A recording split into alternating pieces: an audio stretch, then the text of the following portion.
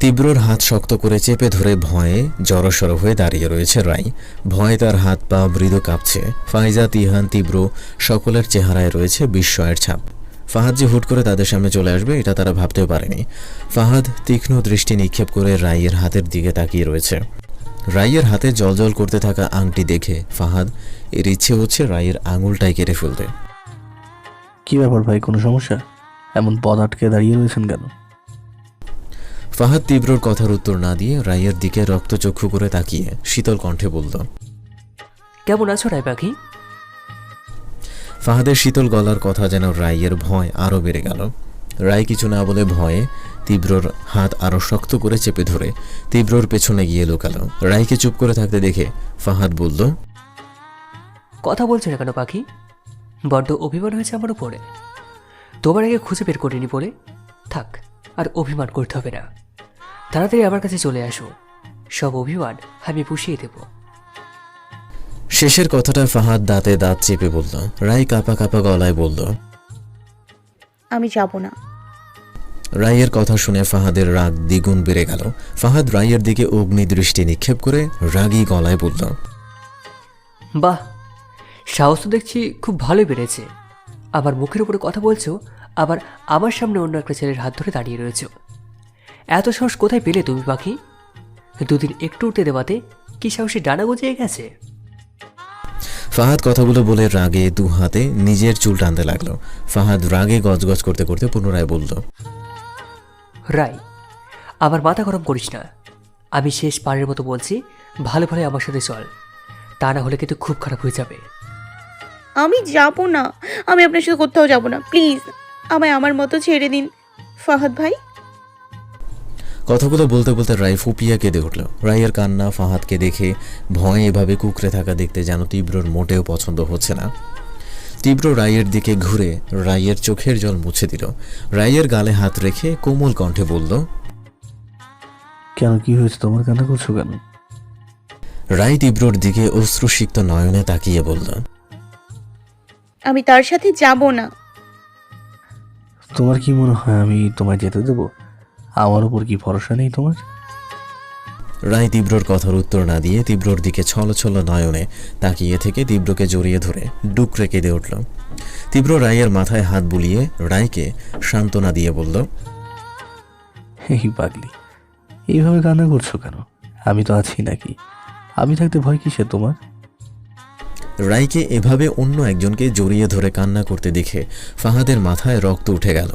ফাহাদ চোখ মুখ শক্ত করে চেঁচিয়ে বলল, তোর সাহস থেকে আমি অবাক হয়ে যাচ্ছি রাই। তুই আমার সামনে অন্য একটা ছেলেকে জড়িয়ে ধরে দাঁড়িয়ে রয়েছিস। তুই এতটা নির্লজ্জ কবে থেকে হলি? লজ্জা করছে না মাঝ রাস্তায় পরপুরুষের সাথে ঢলাঢলি করতে? বেহায়া মেয়ে কোথাকার! তীব্র এতক্ষণ নিজেকে শান্ত রাখতে পারলেও ফাহাদের কথায় তীব্রর মাথা গরম হয়ে যায়। তীব্র রাগী গলায় বলল, ভদ্রভাবে কথা বলুন মিস্টার। ফাহাদ দ্বিগুণ চেঁচিয়ে বলল, কিসের ভদ্রভাবে কথা বললো? হ্যাঁ, চোরের মায়ের আবার বড় গলা। নিজে অভদ্রের মতো একটা মেয়েকে মাঝ রাস্তায় এতগুলো লোকের সামনে জড়িয়ে ধরে রেখে আমাকে ভদ্রতা শেখাতে আসছেন? রায় আমার ওয়াইফকে আমি মাঝ রাস্তায় জড়িয়ে ধরে দাঁড়িয়ে থাকি না অন্য কোথাও, তাতে আপনার সমস্যা কোথায়? তীব্রর কথাটা শুনে ফাহাদ অট্ট হাসিতে ফেটে পড়ল। ফাহাদ এমন একটা ভাব করছে মনে হচ্ছে তীব্র কোনো জোকস বলেছে। ফাহাদের কাঁধে তীব্র কপালে ভাঁজ ফেলে ফাহাদের দিকে তাকিয়ে রইল। মুহূর্তেই ফাহাদ চোখ মুখ শক্ত করে রাগী গলায় বলল, কেন এমন করলে পাখি? কেন আমাকে ধোঁকা দিলে? কি কমতি ছিল আমার ভালোবাসার? আমি তো তোমায় পাগলের মতো ভালোবাসছিলাম, তাহলে কেন তুমি আবার ভালোবাসাটা বুঝলে না? ফাহাদের চেঁচানোতে রায় কিছুটা কেঁপে উঠল। অনেক কথাই সে ফাহাদকে শোনাতে যাচ্ছে, কিন্তু মুখ ফুটে কিছু বলার সাহস হচ্ছে না। ফাহাদ চেঁচিয়ে বলল, এনাফ, অনেক হয়েছে জ্ঞান দেওয়া। নিজের জ্ঞান নিজের কাছে রাখুন। কি হয়েছে? ফাহাদ ধমক দিয়ে বলল, চুপ, একদম চুপ। কেউ কোনো কথা বলবে না। রাই, শেষ বারের মতো বলছি, নিজের ইচ্ছায় আমার সাথে যাবি নাকি জোর করে তুলে নিয়ে যাব? তীব্র মুচকে হেসে বলল, এত সোজা আমার এলাকায় এসে আমার বউকে তুলে নিয়ে যাবে? হ্যাঁ, সসম্মানের সাথে বিদায় নিতে চাইলে কেটে পড়ুন, তা না হলে। তীব্রর কথা শেষ হবার আগেই ফাহাদ ফট করে এসে তীব্রর কলার চেপে ধরে দাঁতে দাঁত চেপে বলল, আমাকে ছেড়ে দিয়েছিস? এই ফাহাদকে ছেড়ে দিয়েছিস? তুই জানিস আমি কে? আমি চাইলে এক্ষুনি তোকে জ্যান্ত পুঁতে ফেলতে পারি। তীব্র নিজের কলারের দিকে একবার তাকিয়ে দেরি না করে ফাহাদের নাক বরাবর ঘুষি লাগিয়ে দিল। লেগে গেল দুজনের মধ্যে তৃতীয় বিশ্বযুদ্ধ। এদের মারামারি করতে দেখে ফাইজা আর রাই একে অপরের হাত ধরে ভয়ে জড়সড় হয়ে দাঁড়িয়ে রইল। তিহান পকেট থেকে একটা চুইংগাম বের করে রাইয়ের দিকে বাড়িয়ে দিয়ে বলল, ভাবি এটা নাও আর খাও আর অ্যাকশন সিন এনজয় করো। ফাইজা তিহানের দিকে চোখ রাঙিয়ে তাকিয়ে বলল। তিহান বিরক্ত হয়ে বলল, উফ ফাইজা, বিরক্ত করো না তো, চুপচাপ অ্যাকশন সিন এনজয় করো। আর শোনো, টেনশন কোনো কারণে নেই, কারণ আমি জানি আমার ভাইয়া জিতবে, সো নো টেনশন। তীব্রর যেন আজ নিজের মধ্যে নেই, নিজের মধ্যে এক হিংস্র রূপ এসে ভর করেছে। ফাহাদ কোনোভাবেই তীব্রর সাথে পেরে উঠছে না। তীব্র নিজের সব রাগ ফাহাদের উপর ঝেড়ে ফাহাদের কলার চেপে ধরে দাঁতে দাঁত চেপে বলল, আজকের মতো জানে বাঁচিয়ে রাখলাম, এরপর যদি ভুলেও আমার জানের দিকে নজর দিস তাহলে তো জানটাই কেটে নেবো। তীব্র ফাহাদকে থ্রেট দিয়ে রাইয়ের সামনে এসে রাইয়ের চোখের জল মুখে দিয়ে কিছু বলার আগেই রাই তীব্রকে ধাক্কা দিয়ে সরিয়ে দিল। ফাহাদ পেছন থেকে তীব্রর দিকে শুট করছিল। রাই সেটা দেখতে পেরে তীব্রর শরীরে গুলি লাগার আগেই রাই ধাক্কা দিয়ে তীব্রকে সরাতে গিয়ে গুলি তার শরীরে লাগে। মুহূর্তেই পরিবেশ পরিবর্তন হয়ে গেল, সকলে স্তব্ধ হয়ে গেল। রাই মাটিতে লুটিয়ে পড়তে নিলেই তীব্র রাইকে ধরে বসে পড়ল। তীব্র যেন বাকরুদ্ধ হয়ে গেল, গলা দিয়ে কোনো আওয়াজই বের হচ্ছে না। রায় কিছু বলতে চেয়েও পারল না। রায় চোখ বন্ধ করতেই তীব্র চিৎকার দিয়ে বলে উঠল, চাঁদ! মাঝ রাস্তায় থ মেরে হাঁটু গেড়ে বসে রয়েছে ফাহাদ, পাশেই তার রিভলভারটা পড়ে রয়েছে। রায়কে হাসপাতালের উদ্দেশ্যে নিয়ে যাওয়া হয়েছে অনেকক্ষণ আগেই, তারপরেও সে ভাবলেশহীনভাবে রাইয়ের যাওয়ার দিকে পলকহীনভাবে তাকিয়ে রয়েছে। ফাহাদ তখন রায়কে মাটিতে লুটিয়ে পড়তে দেখেই হতবুদ্ধ হয়ে যায়। কি হচ্ছে ব্যাপারটা বুঝতে একটু সময় লাগে। যখন পুরো ব্যাপারটা মাথায় আসে তখনই তার হাত থেকে রিভলভারটা নিচে পড়ে যায়। কি করলো সে? শেষে কিনা নিজের ভালোবাসাকে পাওয়ার জন্য নিজ হাতেই নিজের ভালোবাসাকে। আর কিছুই ভাবতে পারে না ফাহাদ, তার মাথা কাজ করা বন্ধ করে দেয়। শরীর ক্রমাগত অবশ হয়ে আসে, নিজের দাঁড় করিয়ে রাখতে না পেরে ধপ করে বসে পড়ে। অনুভূতিহীন হয়ে তাকিয়ে থাকে রাইয়ের দিকে। এবার শান্তি হলো তো? নিজ হাতে নিজের ভালোবাসার মানুষটাকে দুনিয়ার বুক থেকে বিদায় করে খুশি তো? মাহির কর্কশ গলার কথা শুনেও ফাহাদ কোনো কথা বলল না। আগের মতো একইভাবে সামনের দিকে তাকিয়ে রইল। মাহি ফাহাদের দিকে তাকিয়ে তাচ্ছিল্যের হেসে বলল, কি হলো মিস্টার, এমন থুম মেরে বসে রয়েছেন কেন? শোক দিবস পালন করেছেন নাকি? খুশিতে বাকরুদ্ধ হয়ে গেছেন? আমার তো মনে হচ্ছে নিজ হাতে নিজের ভালোবাসাকে খুন করতে পেরে আপনি এতই খুশি হয়েছেন যে কথা বলার ভাষায় হারিয়ে ফেলেছেন। একটা কথা কি জানেন, আপনি কখনোই রায়কে ভালোবাসেননি। রায়কে নিজের সাথে বেঁধে রাখা ছিল আপনার জেদ। যদি আপনি রায়কে কখনো বিন্দু পরিমাণের ভালোবাসতেন তাহলে আজ কিছুতেই রায়কে নিজের হাতে শেষ করতে পারতেন না। কাউকে মন থেকে ভালোবাসলে আর যাই করুক না কেন তাকে নিজ হাতে শেষ করা যায় না। তাকে কষ্ট দেওয়ার কথা ভাবতেই বুক কাঁপে। আমিও যে কাকে কি বলছি, আপনি তো একটা পাষাণ লোক। রায়কে খুন। মাহি বাকি কথা শেষ করার আগেই ফাহাদ মাহির গলা চেপে রক্তচক্ষু করে মাহির দিকে তাকিয়ে দাঁতে দাঁত চেপে বলল, অনেক বলেছিস, আর না। আর একটা কথা বলবি তো চিরতরের জন্য কথা বলার ব্যবস্থা বন্ধ করে দেব। ফাহাদ এত জোরেই মাহির গলা চেপে ধরেছে যে মাহির জান যায় যায় অবস্থা। মাহি ফাহাদের হাত থেকে ছাড়া পাওয়ার জন্য ছোটাছুটি করতে লাগলো, কিন্তু ফাহাদের শক্তির সাথে কিছুতেই পেরে উঠল না। একটু পর ফাহাদ নিজ থেকেই মাহিকে ছেড়ে দিল। ফাহাদের হাত থেকে ছাড়া পেতেই মাহি কাশতে লাগলো। কোনো রকম নিজেকে সামলে জোর গলায় বলল, আপনি একটা পাষাণ লোক। দয়া মায়া বলতে কিছুই নেই আপনার মাঝে। রায়কে তো মেরেছেন, সাথে আমাকেও মারতে চাচ্ছেন। ফাহাদ চিৎকার করে বলল, স্টপ, আই সেড স্টপ। আমি আমার রায় পাখিকে মারিনি, শুনেছ? তুমি আমি আমার রায় পাখিকে মারতে পারি না।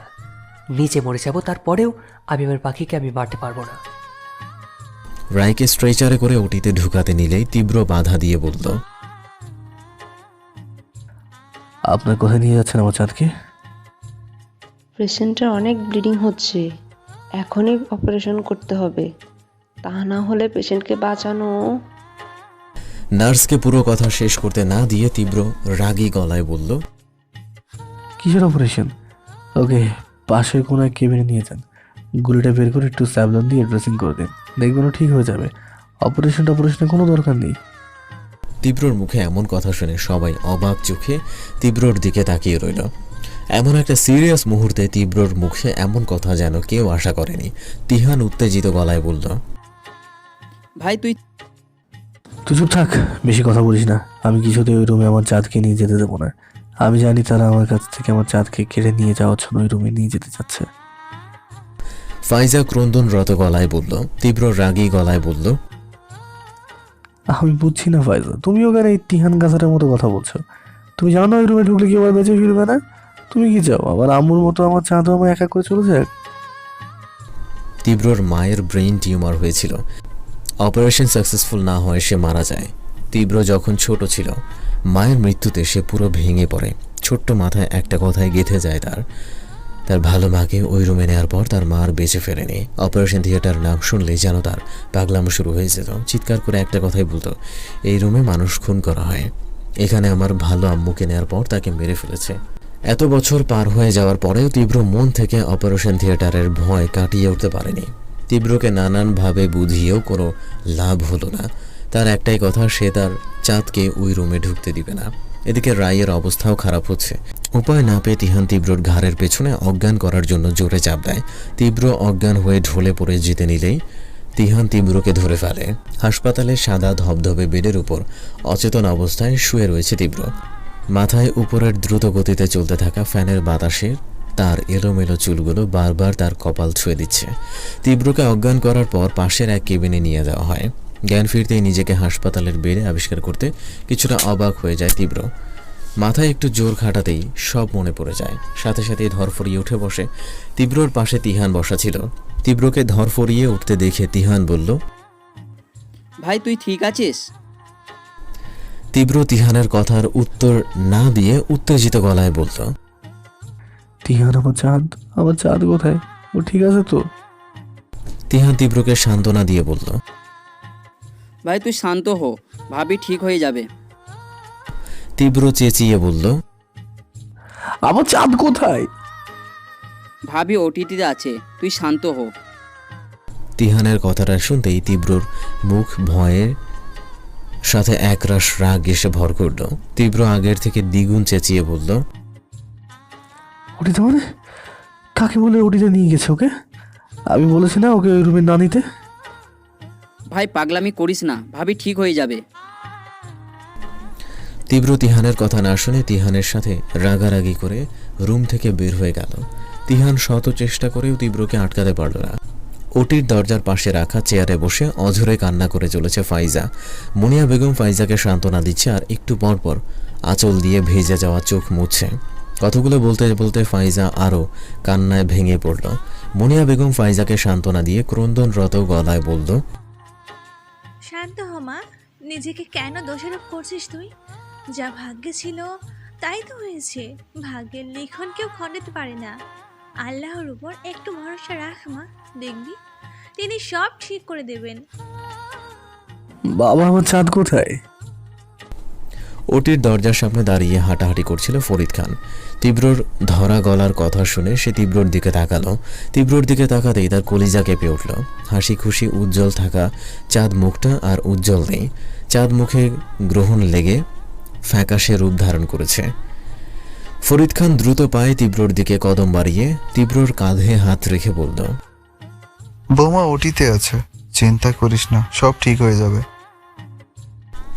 তীব্র চেঁচিয়ে বলে উঠল, আমি বুঝতে পারছি না কেন তোমরা আমার চাঁদকে ওই বন্ধ রুমে পাঠিয়েছো। তোমরা কি আমার চাঁদকে আম্মুর মতো মেরে ফেলতে চাও? এখনই বলো তাদের আমার চাঁদকে বের করতে, তাহলে কিন্তু আমি দরজা ভেঙে আমার চাঁদকে বের করবো।